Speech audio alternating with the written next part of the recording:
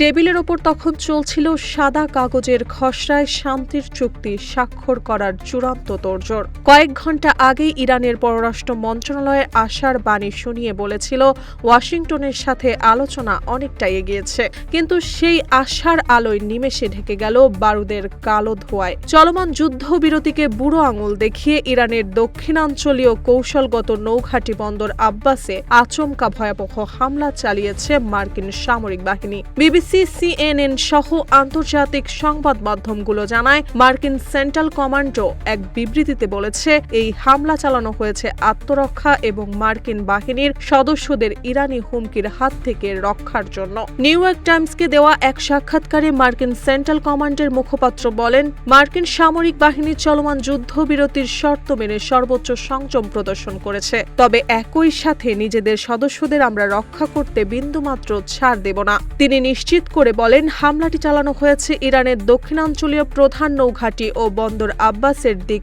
উপকূলে। এই হামলা এমন এক সময় হলো যার কয়েক ঘণ্টা আগে ইরানের পররাষ্ট্র মন্ত্রণালয়ের মুখপাত্র ইসমাইল বাঘাই বলেছিলেন যুক্তরাষ্ট্রের সঙ্গে আলোচনার কিছুটা অগ্রগতি হয়েছে, তবে চুক্তি সম্পাদনের বিষয়টি এখনও চূড়ান্ত নয়। মার্কিন বাহিনী হামলার বিষয়টি নিশ্চিত করার আগে ইরানের সংবাদ মাধ্যম জানিয়েছিল বন্দর আব্বাসে বিস্ফোরণের ঘটনা ঘটেছে এবং কর্তৃপক্ষ এ বিষয়ে তদন্ত করছে। তবে মার্কিন বাহিনী হামলার বিষয়টি নিশ্চিত করার পর ইরান শেষ খবর পাওয়া পর্যন্ত আনুষ্ঠানিক কোনো প্রতিক্রিয়া জানায়নি।